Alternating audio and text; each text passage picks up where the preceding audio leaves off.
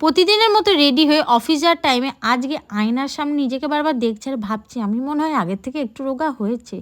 যাই হোক, তোমাদের হয়তো হাসিই পেলো না, আমি রোগা হইনি, বাট সেটাও স্বপ্ন, রোগা মনে হয় আর আমি হব না। যাই হোক, ওই ভাবতে ভাবতে আজকে অটোও পেয়ে গেছি তাড়াতাড়ি, আর তাড়াতাড়ি অফিসও চলে এসেছি। আর অফিসে এসে তেমন কিছু শ্যুট করা হয়নি, কারণ অনেক কাজ ছিল।